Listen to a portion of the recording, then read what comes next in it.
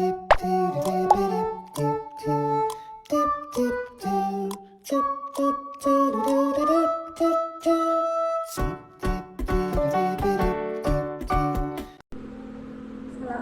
warahmatullahi wabarakatuh. Izin memperkenalkan diri, nama saya Intan Sukutasari dari Prodi PAI kelas 6 kuantitatif. Di sini saya akan menjelaskan tentang metode penelitian kuantitatif. Yang pertama yaitu desain. Desain itu bisa disebut struktur yang terencana. Penelitian kuantitatif biasanya memiliki desain yang jelas dan terstruktur.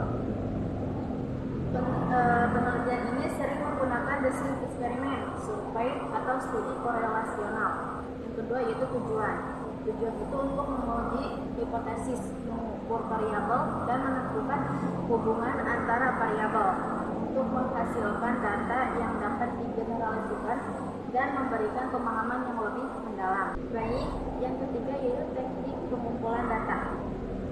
Teknik pengumpulan data yaitu yang pertama yaitu survei, menggunakan kuesioner untuk mengumpulkan data dari responden. Yang kedua yaitu eksperimen. Eksperimen mengamati efek dari variabel independen terhadap variabel dependen dalam kondisi terkontrol. Yang ketiga yaitu observasi, yaitu mengamati dan mencatat perilaku atau fenomena yang terjadi dalam lingkungan alam. Data dibagi menjadi dua, yaitu data primer dan data sekunder. Kalau primer, data yang dikumpulkan langsung dari sumbernya seperti hasil kuesioner atau eksperimen.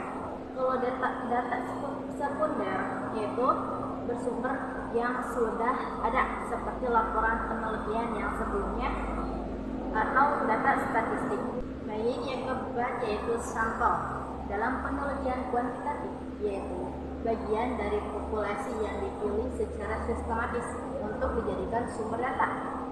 Sampel harus cukup dan representatif agar hasil penelitian dapat digeneralisasi ke populasi secara keseluruhan.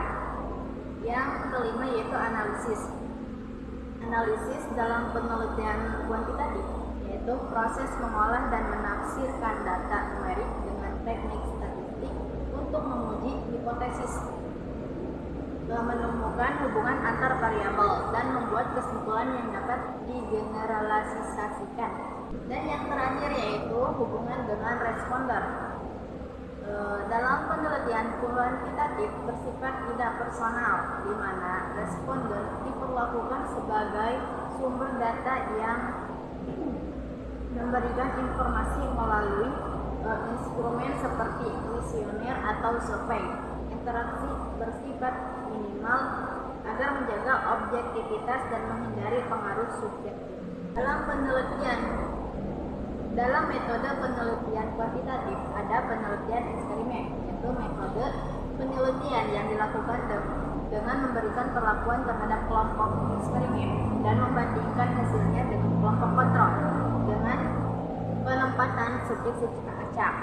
Kedua yaitu penelitian kuasi eksperimen, yaitu jenis eksperimen yang dilakukan di lingkungan alam seperti sekolah, di mana pengacakan subjek tidak memungkinkan, namun tidak dilakukan manipulasi variabel. Dan selanjutnya yaitu ada penelitian ex post facto, yaitu metode penelitian yang digunakan untuk meneliti hubungan sebab akibat antara variabel, di mana variabel bebasnya sudah terjadi sebelum penelitian dilakukan dan tidak dimanipulasi oleh penelitian. Yang keempat yaitu survei. Survei digunakan untuk mengumpulkan data dari responden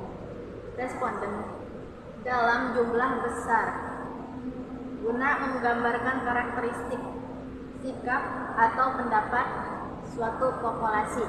Yang kelima yaitu evaluasi, adalah pendekatan yang menggunakan data numerik dan analisis statistik untuk mengukur dan menilai efektivitas suatu program, produk, atau intervensi secara objektif. Dalam Metode penelitian kuantitatif ada beberapa jenis. Yang pertama yaitu korelasional. Penelitian korelasional bertujuan untuk mengukur kekuatan dan arah hubungan antar dua variabel atau lebih. Penelitian ini tidak bertujuan untuk membuktikan sebab akibat, melainkan hanya untuk melihat seberapa besar hubungan antara variabel yang diteliti. Contohnya seperti hubungan antara tingkat stres dan prestasi akademik mahasiswa. Jenis yang kedua yaitu komparatif. Penelitian ini membandingkan dua kelompok atau lebih berdasarkan satu atau lebih variabel.